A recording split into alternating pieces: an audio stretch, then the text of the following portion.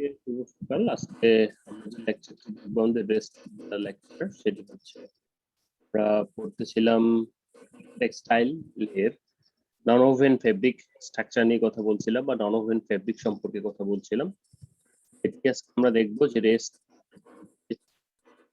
আমরা আবার একটু দেখি, আমরা গত ক্লাসে পড়েছিলাম নন ওভেন ফেব্রিক কি, যে নন ওভেন ফেব্রিক হচ্ছে অনেকগুলো ফাইবারের সম্মিলিত ভাবে একটি সারফেস। হ্যাঁ, তো এটি ওভেনও না আবার নিটও না, তো যেহেতু এটি ওভেন না সেজন্য নন ওভেন বলা হচ্ছে। যেহেতু ওভেন ফেব্রিকটা নিটের আগে আসে এবং আমরা ফেব্রিক বলতে কিন্তু আগে ওভেন ফেব্রিকটাকেই বুঝতাম। এরপরে হিস্টোরি অফ নন ওভেন, যেটি আমরা গ্রানেট একজন ইঞ্জিনিয়ার যিনি কাজ করেছিলেন এবং এই শর্ট ফাইবার গুলো নিয়ে তিনি কি করবেন এই ভেবেছিলেন এবং পরবর্তীতে শর্ট ফাইবার গুলো থেকে তিনি নন ওভেন ফেব্রিক উদ্ভাবন করেছেন। তো নন ওভেন ফেব্রিকের কথায় কথায় অ্যাপ্লিকেশন সেগুলো আমরা দেখেছি। এরপরে যেটি ছিল সেটি হচ্ছে যে কোন কোন ফাইবার গুলো সাধারণত নন ওভেন ফেব্রিক তৈরিতে ব্যবহৃত হয় সেগুলো আমরা দেখেছি, যেমন কটন, ভিসকোস, লাইসেল, পলি, ইলাস্টিক সাইট। বিষয় যেটা হলো এখানে ন্যাচারাল এবং সিনথেটিক ম্যানমেড সবগুলোই রয়েছে। রিজেনারেটেড একটি কথা, সেটির সাথে সবাই পরিচিত হোপফুলি, যে রিজেনারেটেড বলতে বোঝাচ্ছে যেমন কটন থেকে রিজেনারেটেড আমরা বানাচ্ছি ভিসকস, সেটা হচ্ছে জাস্ট এটা চেঞ্জ কোনো কিছু না করে সেলুলোজ যেটি কটনে ছিল বা সেলুলোজ মলিকুলটাকে পুনরায় ভেঙে আবার জোড়ে দেওয়া, অর্থাৎ একটা দেওয়াল ছিল সেই দেওয়ালটাকে ভেঙে পুনরায় নতুন করে দেওয়াল তৈরি করা, লাইক যে বিষয়টা সেটি রিজেনারেট। হোপফুলি তোমাদের এই কনসেপ্ট ক্লিয়ার। ম্যানমেড তো জানি আমরা। রিসাইকেলড ফাইবার ইদানিং কালে শুরু হয়েছে, যে রিসাইকেলড ফাইবার সম্পর্কে আমরা একটা সেমিনার করেছিলাম, ওয়েবিনার। রিসাইকেলড ফাইবার গুলো হচ্ছে যেগুলো একবার ব্যবহার করেছি সেগুলো আবার ব্যবহার করা বা আবার মেল্ট করে বা র মেটেরিয়াল গুলো কালেক্ট করে সেগুলোকে আবার, যেমন ম্যানমেড ফাইবারের ক্ষেত্রে সেটি সম্ভব, but in case of the natural ফাইবারের ক্ষেত্রে কিন্তু সেটি, যেমন আমরা আগে কি হতো, উল বোনা হতো, তো উলের যে সুতাগুলো সেগুলো কিন্তু একটা সোয়েটার বা কোনো কিছু নষ্ট হয়ে গেলে সেটি কিন্তু আগে আবার ব্যবহার করা, সেটিকে আমরা রিসাইকেল ফাইবার বলতে পারি। আমাদের মেইন যে স্ট্রিমটা ছিল বা মেইন পোর্শনটা ছিল সেটি হচ্ছে নন ওভেন ফ্যাব্রিক ম্যানুফ্যাকচারিং। সেটি কিভাবে করা হয় সেটি আমরা দেখেছিলাম। দুটি থেকেই করা হয়, একটি স্টাপল ফাইবার এবং একটি ফ্রম পলিমার। তো যেটা থেকেই করা হোক না কেন, স্টাপল ফাইবারের ক্ষেত্রে বা মেল্টিং পলিমারের ক্ষেত্রে উভয় ক্ষেত্রেই আমাদের একটা ফ্লেয়ার তৈরি করতে হয়, বা আমরা যেমন স্পিনিং এর ক্ষেত্রে পড়েছি ল্যাব তৈরি করতে হয়, তারপর সেটাকে বন্ডিং করতে হয়। অর্থাৎ ল্যাব করতে একটা ফাইবারের পাতলা চিকন শীট বোঝাচ্ছে, তো সেই শীটে ফাইবার গুলো এলোমেলো থাকে কিন্তু সেগুলো বন্ডিং থাকে না। তো এই ফাইবার গুলোকে বন্ডিং করে সাধারণত এই নন ওভেনটা তৈরি করা হয়। তো সেটির জন্য আমরা যেটিকে যদি লিটারারি বলি সেটি হচ্ছে যে প্রথমত ওয়েভ ফরমেশন, যেটিকে আমরা বলতেছি যে ফাইবার গুলোকে একত্রিত করা, ফাইবার গুলোর একত্রিত একটা স্টেজ বা একটা শীট তৈরি করা, সেটিকে আমরা ওয়েভ ফরমেশন বলছি। এবং তারপরে সেই ওয়েভ ফরমেশন করলেই তো হবে না। মনে করো ফাইবার গুলো একটা টেবিলের উপর রেখে প্রেস করে একটা শীট হলো, কিন্তু এখানে তো ফাইবার গুলো একটা অপরটার সাথে বন্ডিং নেই। সেজন্য আমরা কি করছি, এই শীটটাকে বন্ড করছি, অর্থাৎ এই ফাইবার গুলোকে বন্ড করছি একটা আরেকটার সাথে, যেন খুলে চলে না যায়। সেটা হতে পারে কেমিক্যাল, থার্মাল, মেকানিক্যাল এক্সেট্রা। তারপর সেটাকে ফিনিশ করছি। তো আমরা ওয়েভ ফরমেশনে কিভাবে হবে সেটির dry laid, spun melt, wet laid অনেকগুলো মেথড ছিল। অর্থাৎ আমরা যে ফাইবার গুলোকে একটা শীট আকারে সাজাবো, সেই শীট আকারে সাজানোর উপায়গুলোর ক্ষেত্রে প্রথমে দেখেছিলাম ড্রাই লেইট, যেখানে কার্ডেড এবং এয়ার লেইট রয়েছে। কার্ডেডটা আমরা অনেক আগে থেকেই পরিচিত, যেহেতু আমরা কার্ডিং মেশিন থেকে ল্যাব পাই বা স্পিনিংটা আমরা জানি। তো সেই ক্ষেত্রে আমার স্পাইক রোলার থেকে আলাদা করে আমার যে ফাইবার গুলো প্যারালাল করে একটা শীটে ফেলানো হয়, সেটা কার্ডেড। এয়ার লেইটটা যেটি সেটি আমরা দেখেছি, আমরা যদি একটু ভিতরের দিকে যাই, তো এটা কি কার্ডেড বলছে, যেটা সরাসরি কার্ডিং রোলার থেকে আসতেছে, সেটি প্যারালাল লেইট হতে পারে, অর্থাৎ সবগুলো একই রকম। আমি আরেকটি উদাহরণ দিয়েছিলাম তোমাদেরকে, সেটি হচ্ছে যে আমরা বাসা বাড়িতে যখন কাঁথা সেলাই করি তখন কয়েক লেয়ার ফেব্রিক দেওয়া হয় একটার উপর আরেকটা, তো সেটাকে আমরা ওয়েভ ফরমেশন বলতে পারি। এই কয়েক লেয়ার ফেব্রিক দেওয়ার পর সেই ফেব্রিক গুলোকে আমরা কি করি, যে একটা আরেকটার সাথে বন্ড করি কি দিয়ে, সুই দিয়ে, সুতা দিয়ে সেলাই করে। তো এখানেও কিন্তু সেম ভাবে ফাইবার গুলোকে একটি আরেকটার সাথে বন্ড করতে হবে যেন খুলে না যায়। তো এটার সাথে আমরা চিন্তা করতে পারি, বা আমাদের যদি একটু প্রবলেম মনে হয় যে আমরা কিভাবে এটা বুঝবো, তাহলে এটা সাহায্য কিন্তু আমরা ভিজুয়ালাইজেশন মানে নিজেই চিন্তা করে বুঝতে পারি।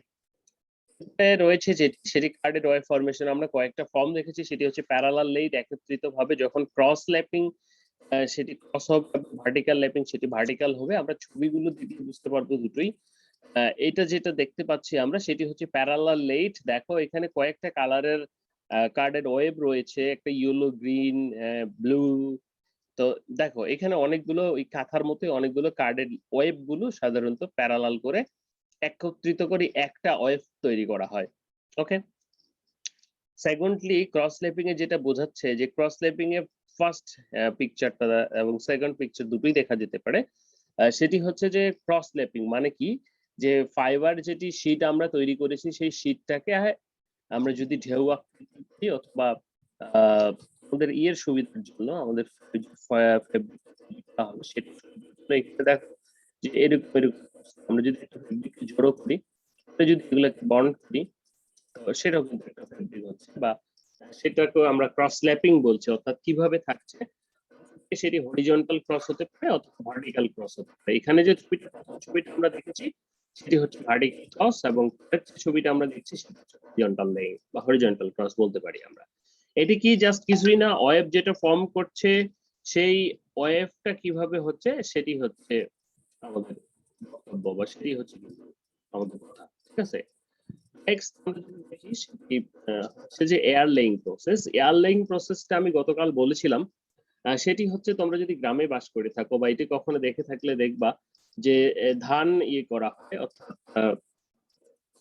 মনে করো যে বাতাস দেওয়া হয়, ধান থেকে যেগুলো পিওর ধান না বা ময়লাটা আলাদা করা হয়। কি করা হয়, সে উপর থেকে ছেড়ে দেওয়া হয়, ফলে যেটা ভারী বস্তু সেটা নিচে পড়ে যায় আর পাতলাটা উঠে যায়। এখানে এরকমটা ঠিক হয় না, বাতাস দেওয়া হয়। বাতাস দিয়ে কি করা হয়, বাতাস দিয়ে যে ফাইবার গুলোকে রয়েছে কার্ডের সিলিন্ডার, এরকম স্পাইক সিলিন্ডার গুলার থেকে সেটি কি করছে, চলে যাচ্ছে গিয়ে একটা বেল্টের উপরে পড়তেছে।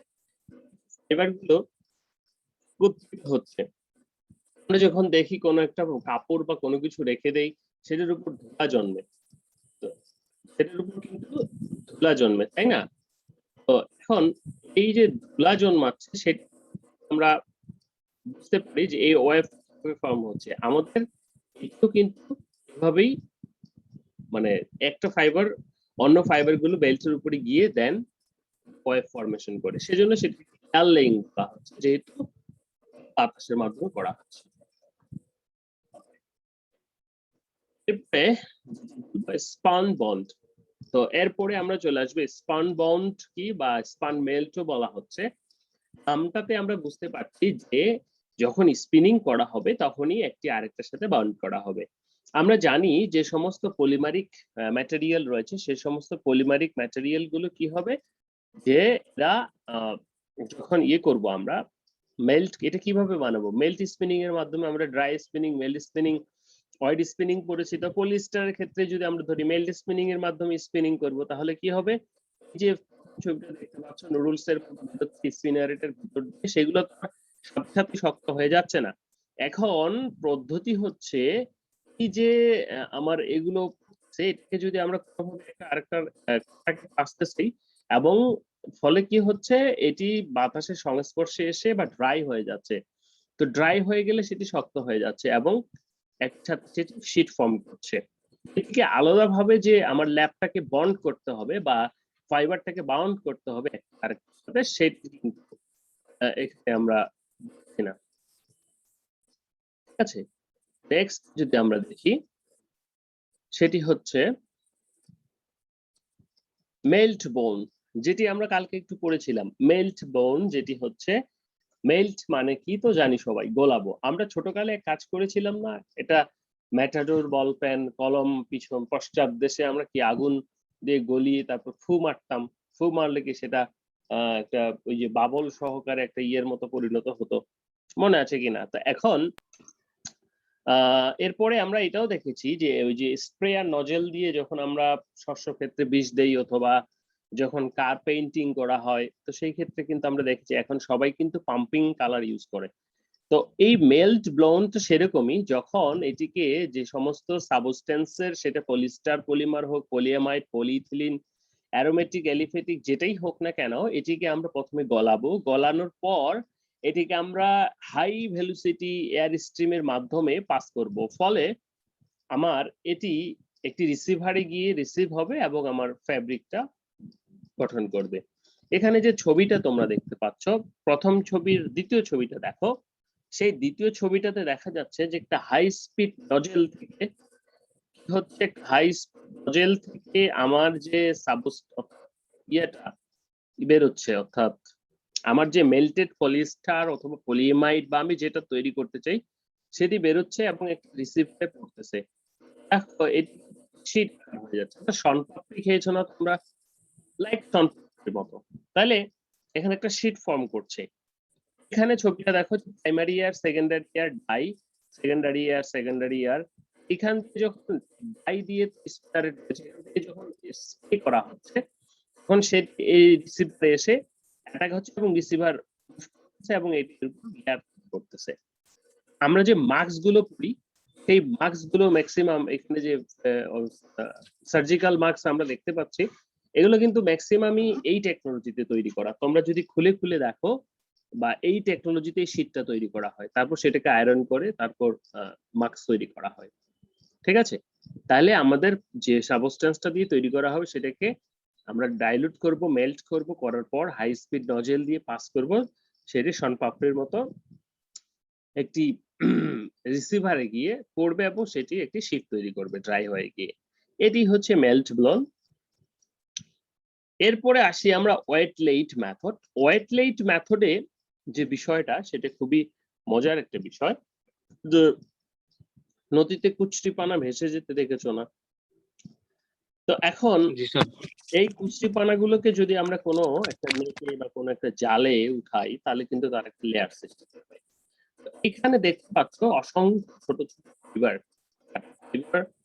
কি করা হচ্ছে, পানি চুবানো আছে, অর্থাৎ পানি সহকারে মিক্স করা আছে। এই ফাইবারগুলোকে, মিক্স করা ফাইবারগুলোকে দেন সেন্ড করা হচ্ছে নজেলের ভিতর দিয়ে বা একটা নলের ভিতর দিয়ে একটা শীটের উপরে, অর্থাৎ একটা কনভেয়ার বেল্টের উপরে। এই কনভেয়ার বেল্টটা কিরকম?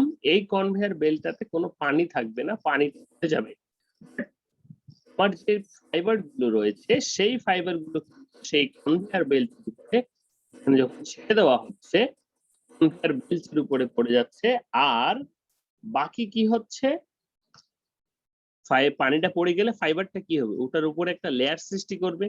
আচ্ছা, তোমরা ওই কাগজ তৈরি করা দেখেছো না বরিশাল বা কোথায়, আমার ঠিক মনে নেই, তারা হচ্ছে ওই কুচরিপানাকে প্রথমে সিদ্ধ করে সেটি দিয়ে কাগজ তৈরি করতো। তো এটি যে আমাদের যে আটা চালুনি আছে বা এ ধরনের যে বস্তুটা রয়েছে, সেটির উপরে তুমি শুধু এই কুচরিপানাই না, বা এ ধরনের যেটি যেমন খড় হতে পারে বা জুটও হতে পারে, সেটাকে তুমি যদি ইয়ে করো, এক মিনিট একটু শব্দ হচ্ছে,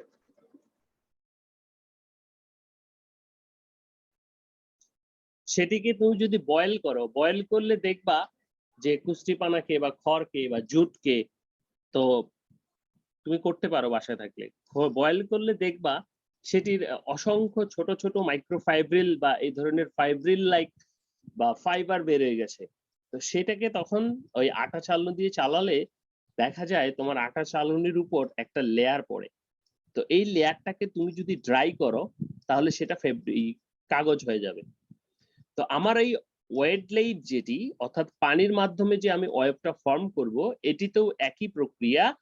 ফাইব্রিল গুলো বা ফাইবার গুলো পানিতে নিমজ্জিত বা পানিতে মিশ্রিত থাকে এবং সেটিকে যখন কোনো একটা কনভেয়ার বেল্ট, অর্থাৎ পারফোরেটেড কনভেয়ার বেল্টের উপরে ছাড়া হচ্ছে, তখন ফাইবারটা উপরে লেগে আটকে যাচ্ছে এবং একটা লেয়ার সৃষ্টি করছে, ছবিতে স্পষ্ট দেখা যাচ্ছে, এবং পানিটা নিচের দিকে পড়ে যাচ্ছে। পরে এই লেয়ারটাকে ড্রাই করে র্যাপিং করা হয়, বা ড্রাই করে সেটিকে আলাদা প্রসেসে চলে যেতে হয়। ওয়েব বন্ডিং এ যদি আমরা বন্ডিং করতে চাই, এখানেও কিছু বন্ডিং হয়। তো এই ছিল আমাদের ওয়েটলেইট। আমরা যদি এখানে একটু দেখি, বলা হচ্ছে যে wet laid process is delivered to the paper making process which is of very high line is while producing very uniform product in terms of weight per unit area. And amongst all lightweight nonwoven wave formation process, lightweight fabrics produce some of the most uniform in terms of mass per unit area. Man-made fibers are weight laying or cut short by textile standard, but these are long compared to pulp and then as well raw material. Generally, weight laying are from a dilute dispersion of fibers in water, so that remain oil is separated followed by the dispersion liquid permeable conveyor which oil আমরা তো dispersion এবং solubility অবশ্যই solution চিনি, কারণ solution যেটি বা solubility যেটি সেখানে সেটি সম্পূর্ণরূপে গলে যায়, আর ডিসপারশন যেটি সেটি তার পানিতে চারপাশে ছড়িয়ে পড়ে, যেমন পানি এবং বালির মিশ্রণ এটাকে ঝাঁকালে চারপাশে ছড়িয়ে পড়ছে। লাইক এখানেও কিন্তু ফাইবারটা তো আর গলে যাচ্ছে না বা পানির সাথে মিক্সও হয়ে যাচ্ছে না, সো এটি কিন্তু ডিসপার্স হয়ে যাচ্ছে। So fibres are disperse into the water dilution ratio sufficient to prevent fiber agglomeration. তো দেখা যাবে যে তুমি যদি এখানে পানির পরিমাণ কম দাও, ফলে কিন্তু ফাইবার গুলো তুমি যে মুখটা দিয়ে নজলটা দিয়ে বের করছো সেখানে আটকে যেতে পারে। For this reason you have to ensure the material to liquid ratio. তো এটি বেশি হলে মানে এমন করতে হবে যেন তোমার যে মুখটা আছে যেটি দিয়ে বেরোবে সেখানে আটকে না যায়। The required dilution ratio is roughly 10 times that required paper, which means the production is best. অর্থাৎ তুমি জানিবা তোমার যতটুকু ফাইবার থাকবে তার থেকে 10 টাইমস বেশি তুমি লিকুইড রেশিওটা নিবা।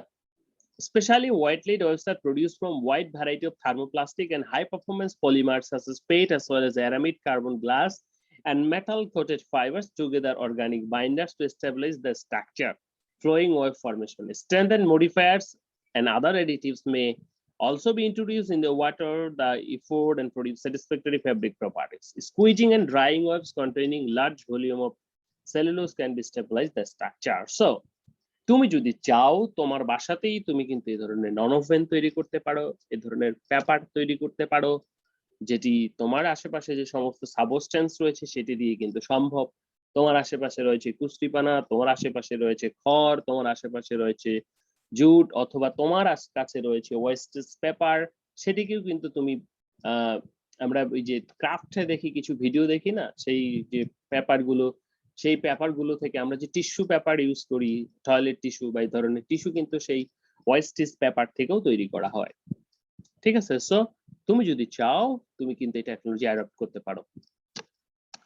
এই ছিল আমাদের আরো একটা রয়েছে ফ্ল্যাশ স্পিনিং, যে আমাদের ওয়েভ ফর্ম আমরা যদি আবার প্রথমের দিকে একটু ফিরে যাই, আমরা ইয়াতে যে মেল্ট ডাউন অ্যাটলিট, ঠিক আছে, আরো কিছু টেকনোলজি রয়েছে যেটি ওয়েভ ফর্মেশন, সেটি যেমন স্ট্যাটিক স্পিনিং এবং ফ্ল্যাশ যেটা আমরা বলছি।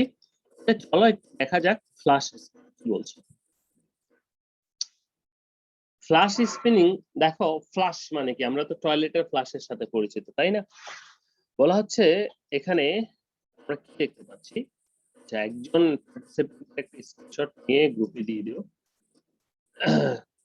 6 জন 10 জন হবে ম্যাক্সিমাম, আসো না কি করা যাবে। দেখো, তো ফ্ল্যাশ স্পিনিং যেটি, সেটি এখানে কিছু বাবল তৈরি করা হচ্ছে। এই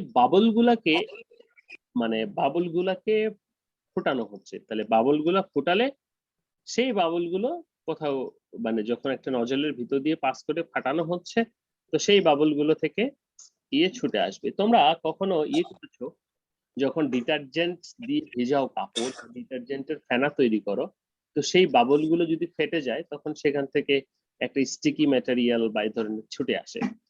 তো দেখো আমরা একটু ফ্ল্যাশ স্পিনিং করি, কি বলছে।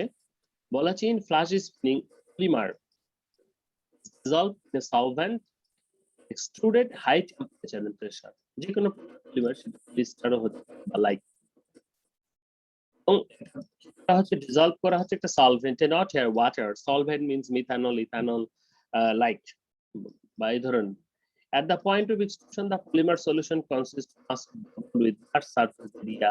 The consistency has very low wall thickness. একটা বাবলের ওয়াল থিকনেস কত হবে, বাট এখানে যে বাবলটা তৈরি করা হচ্ছে সেই বাবলটা কিন্তু একটা পলিস্টারের বাবল, অথবা যে পলিমারটা ডিজলভ করা হয়েছে সেই পলিমারটার bubble. When the pressure falls, leaving the solvent flashes off and leaving behind network of very fine fibrils that are commonly described as a filaments. যখন এই যে ফিলামেন্টের বাবলটা ফেটে যাবে, তখন ফিলামেন্টের বাবলটা যখন ফেটে যাবে তখন তারা কি হবে, একটা ফাইব্রিল উৎপন্ন করবে। তোমরা চিন্তা করো তো যে ফিলামেন্টের বাবলটা যখন থিক ওয়াল নিয়ে রয়েছে, এটা যখন ফুটে যাবে তখন এখান থেকে কোনো কিছু ছিটকে আসবে না, ছোট্ট সেগুলোকে আমরা ফ্লেক্সি ফিলামেন্ট বলছি। The mean diameter of this flexi filament is typically 4 micrometer and they are delivered below. They are delivered on the conveyor from the web. এবং তারা একটা কনভেয়ার বেল্টে ফেলা হয়। তাহলে কি হচ্ছে, বাবল গুলো ফেটে যাচ্ছে, ফাইব্রিল গুলো কনভেয়ারে পড়ছে, বাবল গুলো ফেটে যাচ্ছে, ফাইব্রিল গুলো, এখানে যদি একটা কনভেয়ার বেল্ট থাকে, বাবল গুলো ফেটে ফাইব্রিল গুলো পড়ছে এবং বেল্ট চলছে, এটাও আসতেছে। So commercially, most process funds are manufactured polyolefins, majority being polyethylene based.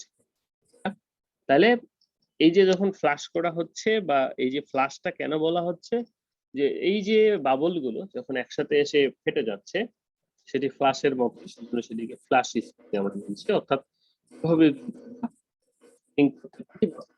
Web form করতে পারি।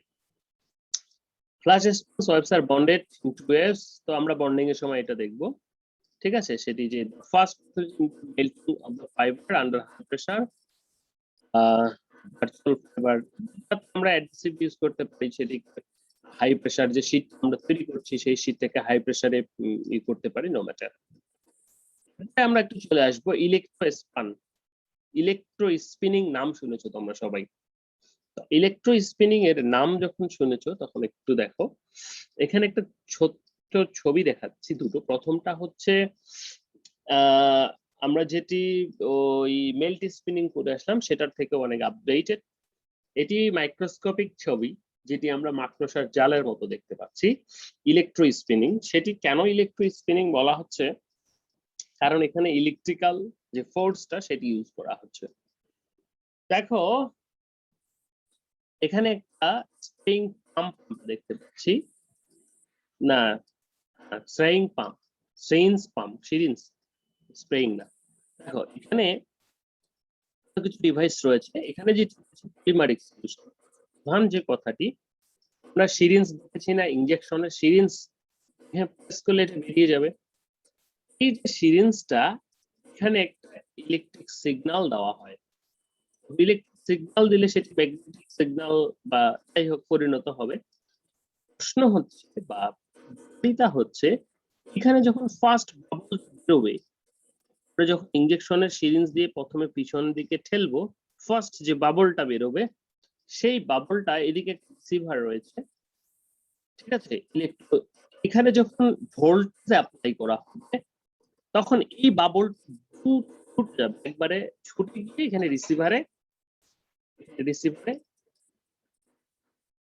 তো যখন কিভাবে এই স্প্রিং হয়, যে এই যে ইলেকট্রিক্যাল সিগন্যালটা এখান থেকে যে বাবলটা বের হয় ইনজেকশনের সিরিঞ্জ বা এই সিরিঞ্জের মাথা দিয়ে পলিমারিক সলিউশনে, সেটাকে প্রভাবিত করে এবং সেটাকে দ্রুত গতি সম্পন্ন করে। ফলে দ্রুত গতি সম্পন্ন হওয়ার ফলে এই যে ফাইবার অনেক ফাইন হয়ে থাকে এবং সেজন্য সেটাকে ইলেকট্রো স্পিনিং বলা হচ্ছে।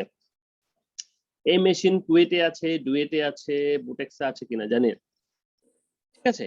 তো তোমরা আজকে ছবিতে দেখবা বা ভিডিও, আমি যে বিষয়গুলো পড়াই সেই বিষয়গুলো যদি তোমরা একটু ভিজুয়ালাইজ করে ভিডিওতে,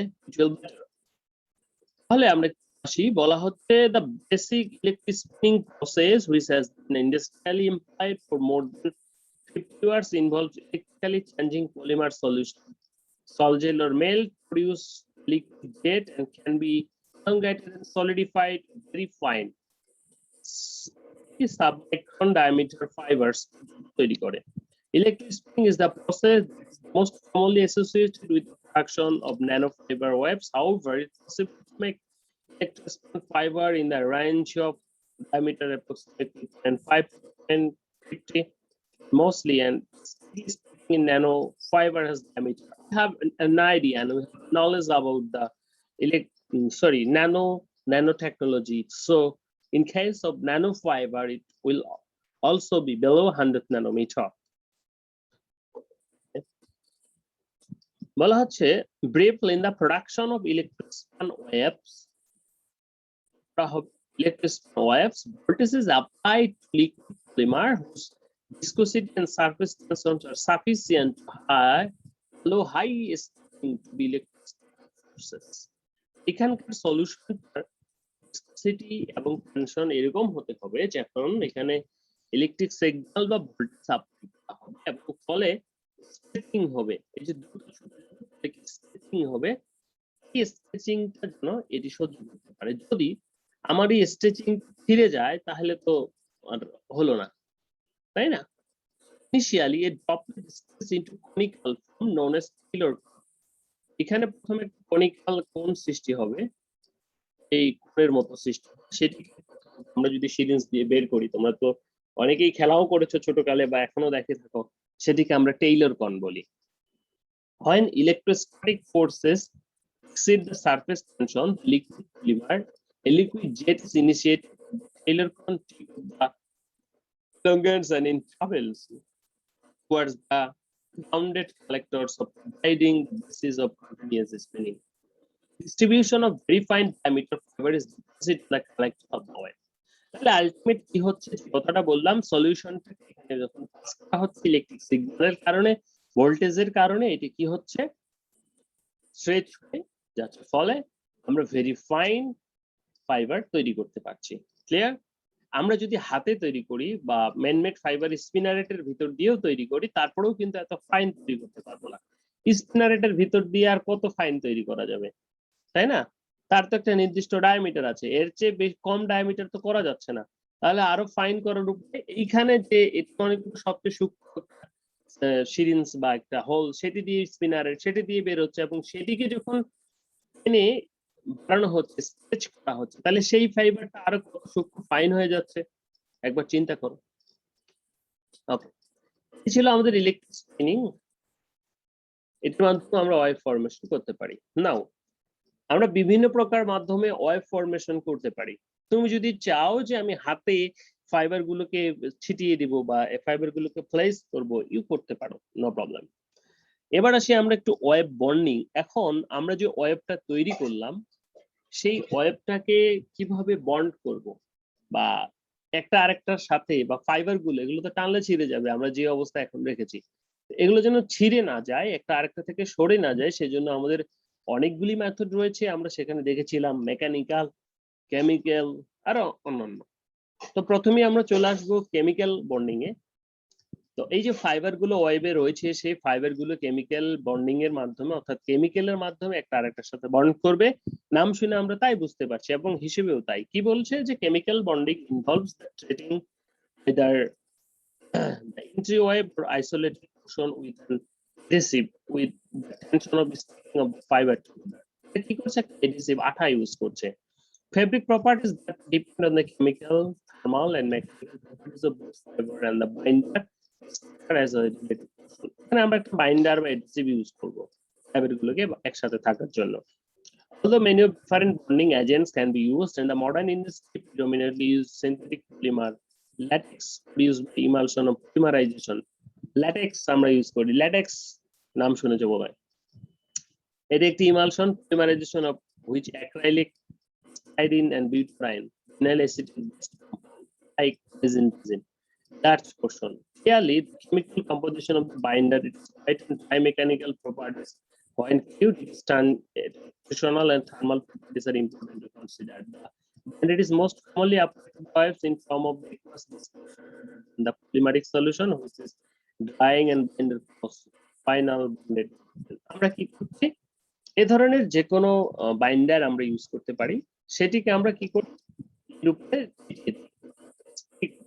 আমাদের যে এটা রয়েছে এটির উপরে করে দিলে হবে, এটি ড্রাই হয়ে শুকিয়ে যাবে এবং ফাইবারটা একটা আরেকটার সাথে বন্ড হবে না। মনে করো তোমার কাছে একটা ফেব্রিকের ওয়েব বা ফাইবারের ওয়েব আছে, তুমি তার উপরে একটা পলিস্টার রেজিন বা এই ধরনের যে কোনো প্রকার বাইন্ডার ছিটিয়ে দিলে বা আঠা স্প্রে করে দিলে, ফলে কি হচ্ছে, একটা ফাইবার আর একটা ফাইবার যখন শুকিয়ে যাচ্ছে, লেগে যাচ্ছে এবং সেটি হচ্ছে না বা থেকে ছিঁড়ে যাচ্ছে না। ওকে ওকে স্যাচুরেশন বন্ডিং।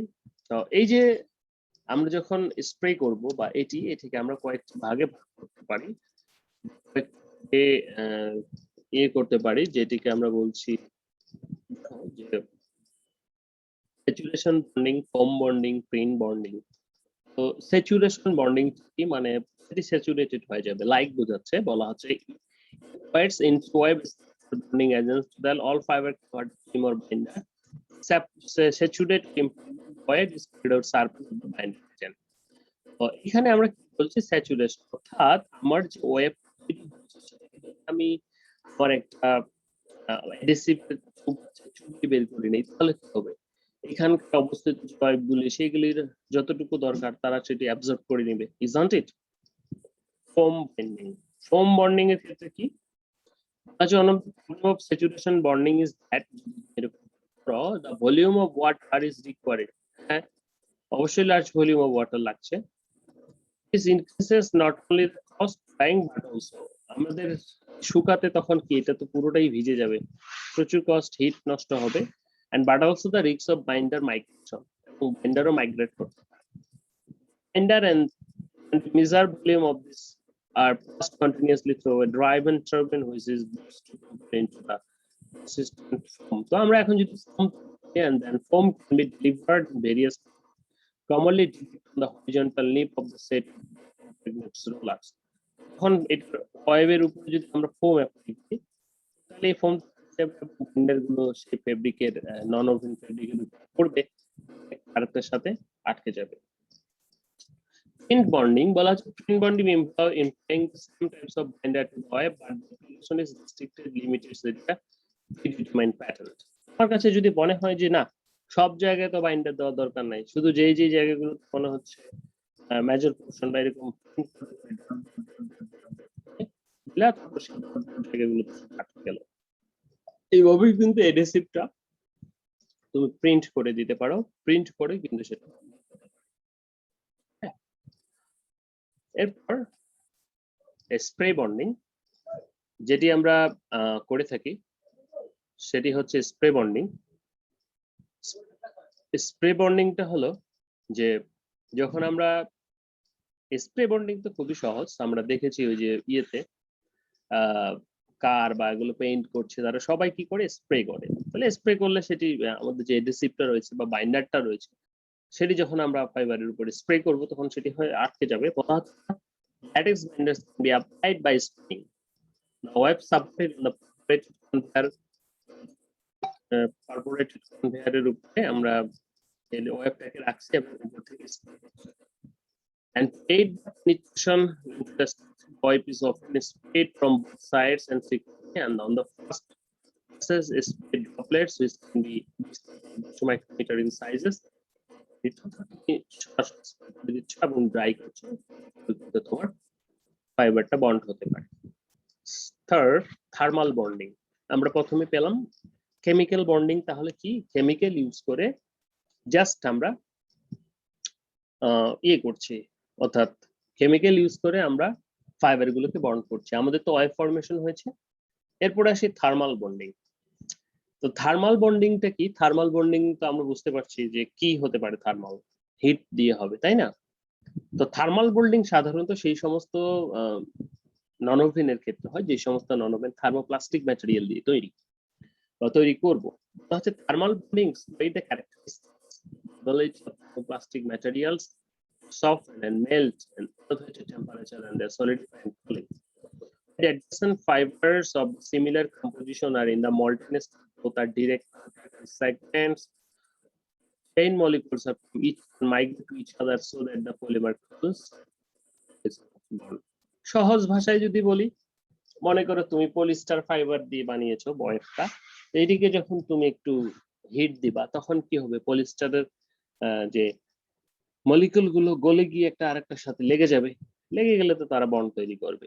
বলা হচ্ছে thermal bonding in non woven can use 3 types of fibers raw material of which can be suited some application. First, the fibers can be homogeneous melting point. অর্থাৎ এক ধরনের ফাইবার হতে হবে, মনে করে একটার মেল্টিং পয়েন্ট কম একটার বেশি, তাহলে তো হবে না, ওই মেল্টিং পয়েন্টে পৌঁছাতে আরেকটা গলে পানি হয়ে যাবে। Second, band plastic fiber with fiber higher melting point use করতে পারে no matter. Finally, the thermoplastic fiber may be bicomponent that for the thermal bonding usually consists core of plastic may bicomponent usually like. তো আমাদের এখন কেটে যাবে, তাহলে thermal bonding যেটা হলো, থার্মালি আমরা কি করছি, ফাইবারটাকে মেল্ট করছি এবং সেই সুবিধাটা নিয়ে আমরা বন্ড করছি, অর্থাৎ একটা ফাইবার আরেকটা ফাইবারের সাথে লেগে যাচ্ছে। তো এটি আজকে এই পর্যন্তই আমরা দেখব। আমরা দেখলাম যে কিভাবে বন্ডিং করা হয় এবং সেই বন্ডিং গুলোর কিভাবে ওয়েব ফরমেশন করা হয় এবং কিভাবে বন্ড করা হচ্ছে তার আমরা প্রথম ইয়েটা পড়েছি, অ্যাডহেসিভ কেমিক্যালটা, পরে থার্মালটা শুরু